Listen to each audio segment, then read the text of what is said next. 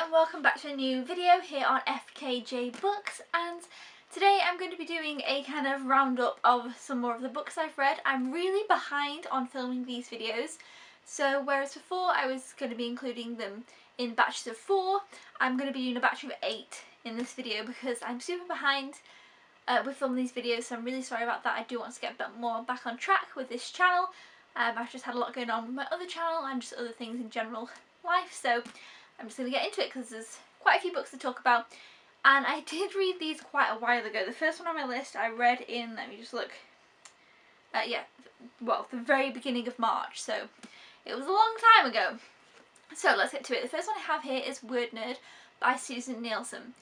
Now I read We Are All Made of Molecules by Susan Nielsen and I loved it. I gave this book 3.5 stars.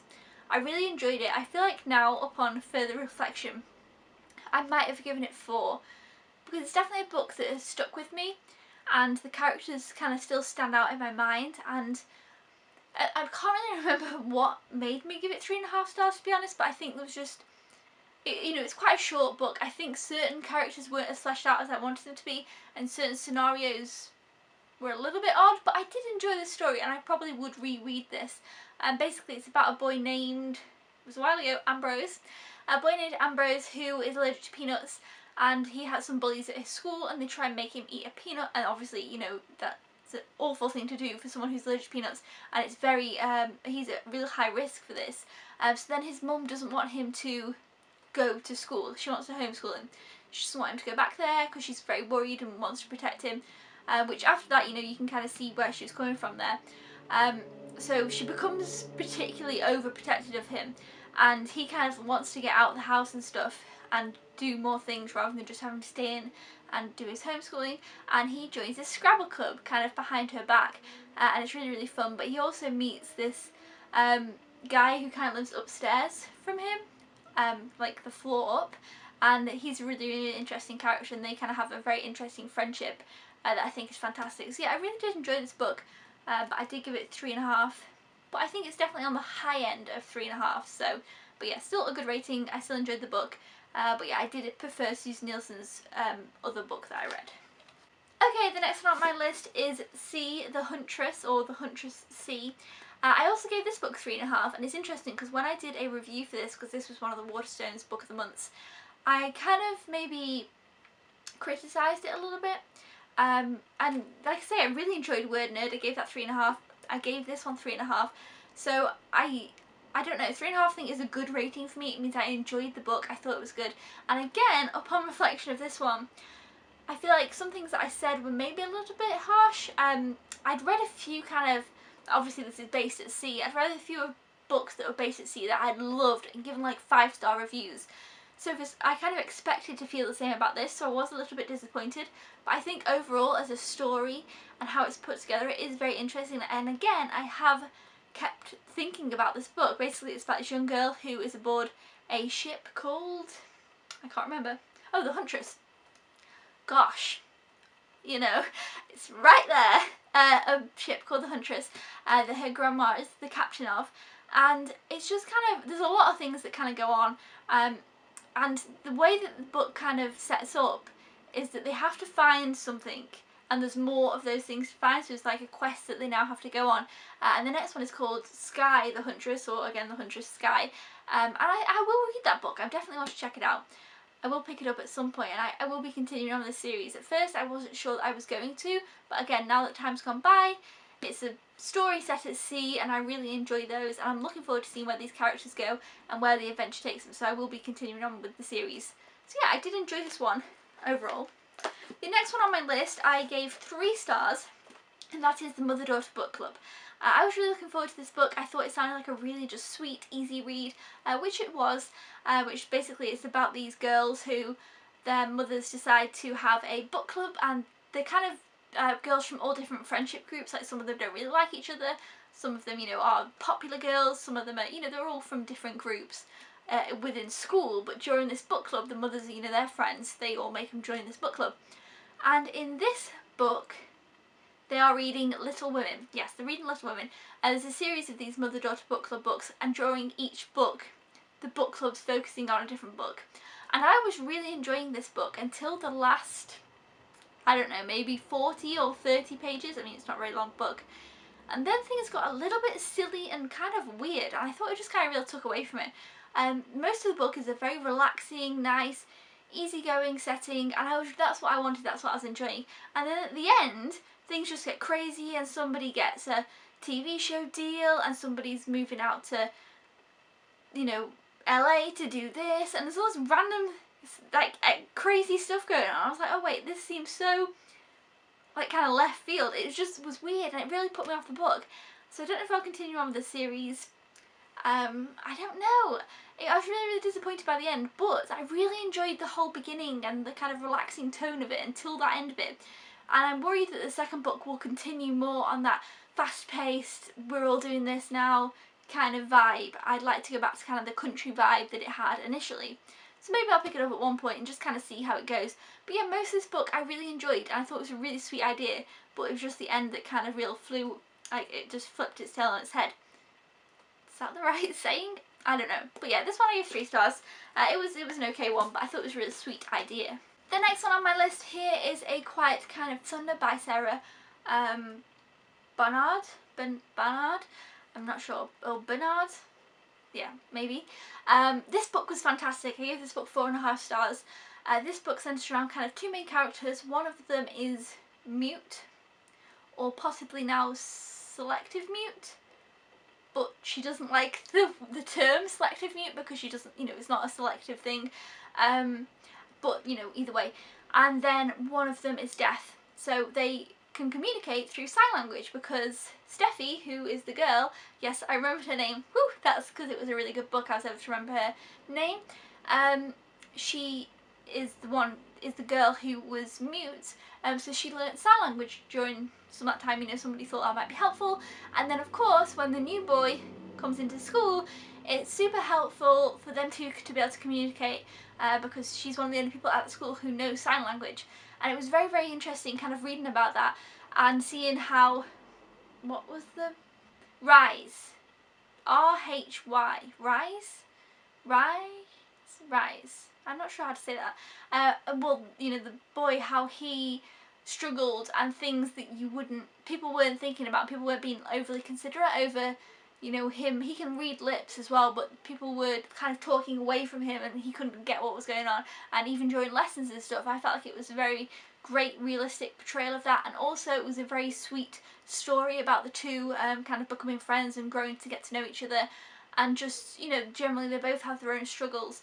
And it was just a really, really good story, and it was really well told. And I thought that outside of you know, issues they were dealing with, it wasn't kind of just about that. It wasn't focused on that. They had things going on in their lives that, you know, were other things that we talk about. Like, for example, Steffi worked at a dog place, like where you can adopt dogs, and she'd take care of dogs and stuff, and that was really, really sweet, and I really loved that. Family was very prominent in this book, and yeah, I just thought it was a really good book overall, and I can't wait to read Beautiful Broken Things, which is another book by this author that I have. So yeah, really enjoyed that one. The next one that I read was P.S. I Still Love You. I really enjoyed To All the Boys I Loved Before. Really, really loved that. I love Laura Jean. I think she's just fantastic. And I gave this one 3.5 because I gave the first one quite a bit more, but I can't remember quite what. Some parts of this book I was like, no, like it was driving me nuts. But in a good way. Like, I loved it so much that I was getting crazy at the characters. And yeah, I couldn't put this book down. I really, really was enjoying it. But it's kind of a love-hate relationship. Like, I was really enjoying the book so much, and I'm so invested in these characters that when things would not be going the way that I wanted them to, I was like, oh no. And then that's kind of why I gave it 3.5, but I suppose technically that's a good thing about the book, that I was so into it that I was kind of like, you know. But there were some characters that I wasn't sure on, that I didn't like, and then towards the end things started to go a different path, and I was like, oh. And then it kind of ended a little bit weird, but there is a third book which I have and I'm going to read very soon. I just wanted to give a bit of a gap between the two. But yeah, I love Laura Jean, I love Kitty, I love the family in this. Obviously this is a sequel, so make sure to read To All the Boys I've Loved Before first, which is basically about Laura Jean, she writes all these love letters and then she just puts them in a hat box and never sends them out. But then one day they all get sent out, and it's just a fluff book, but it's so nice and I love the characters, and it's also becoming a movie, so I was super excited about that. But yes, that's P.S. I Still Love You. The next one on my list might be my favourite of this bunch, and it is Scarlet and Ivy, The Lost Twin by Sophie Cleverley. I always say it wrong, but yes, this book was so good. This is a middle grade book, and it's kind of a mystery, and it's got boarding school vibes, and I gave this 4.5 stars, but I feel like I'll have to give it 5 because I just enjoyed it so much, and some of the twists and turns, you know, I didn't quite see coming, and obviously, like I said, this is middle grade, so while we shouldn't, you know, I don't think middle grade should be dumbed down or anything, but I think that for its age range, it was very smart and clever, which is what we want to see in middle grade. I think that's fantastic. So I think as a middle grade book, it was such a brilliant one. I don't really hear anybody talking about this. I really enjoyed it. We have Scarlet, Ivy. We have Ivy, whose sister Scarlet has, well, at the beginning of the book, Ivy gets news that her sister has passed away and that they need her to go to her school, the school that Scarlet was at. And it's kind of all weird, and you kind of don't know what's going on, and it's just strange, and it's just this mystery. And Ivy's roommate at the boarding school is so fantastic, and I loved her so much, and I just loved the setting of the school. I could just envision it so perfectly, and it was just so fun, and the mystery and the characters that you meet in this book are just so fantastic. I have read the sequel, and I didn't enjoy it quite as much, but there is about 5 books now, so I am going to continue on with this series. I think it's fantastic, but this one is definitely the one to read, and if you enjoy boarding school books or mystery books, this is a definite pick-up. I particularly like middle school mystery lately. I think there's some fantastic middle school mysteries out there, and this is definitely one of them. I really enjoyed this. Definitely recommend this one. The next one on my list I gave 5 stars also, and that is A Monster Calls by Patrick Ness. This is a fantastic book. It deals a lot with grief, and in different ways than other books might. I feel like it brings up some very serious thoughts and questions, but things that you might not want to think, that other people might, you know, when you kind of have a thought and you think, oh, I shouldn't think that. This book kind of deals with that, and I think it's very interesting, and it says things that other people might be scared to say, and I think that's really brilliant. I'm sure most people have heard about this. It came out as a film this year. Was it this year or was it last year? Maybe last year. I didn't enjoy the film quite as much, but it was hard. Like, I wish I maybe would have just read the book, because now I feel like when I look at the book, I imagine the film, and I liked the way I imagined the book before. I don't know, it's kind of weird, but if you haven't read this, I think it's definitely a must read for everybody, but it is, you know, it is a pretty sad, heavy book, but I would recommend it. And finally, we have The Girl of Ink and Stars by Kieran Millwood Hargrave. Sorry.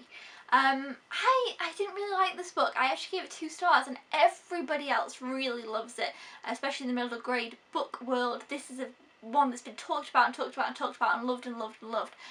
And for me, I just couldn't connect to the characters. I didn't love the story, and I feel like I missed something because everybody else likes it. So if you have this book and you're looking to pick it up, it probably is just me. Everyone else seems to like this. But I think 'cause I've read some kind of similar books, you know, set on an island, kind of people who love the sea and maps. Like, I'd read a few similar things that I loved. Again, similar problem that I had with the Huntress. Maybe that kind of tainted my view because I was expecting to love it so much, and because everybody else loved it so much, maybe I put too much expectations on the book. That might be my problem. But basically, it's about this girl, whose name isn't on the back because there's no back. It's about this young girl whose dad is a cartographer, and her friend goes missing, and she has to take off on an adventure to the other part of the island, which they've never been to, and try and find her friend. There's a lot more to it than that, but that's just a little bit of a overall thing. But yeah, I definitely would check out some other people's reviews on this one, because like I say, I'm in the minority of not enjoying the book. So I have done a full review of it though. It was Waterstone Children's Book of the Month, so I have got a full review of that one. Anyway, So yeah, those are the books that I read, and I have many more of these videos to film because, as I said, I'm very behind. But thumbs up if you enjoy this. I'll make sure to keep back on track now. I want to work harder on the channel here, so hopefully I will see you then. And thank you so much for watching. Bye!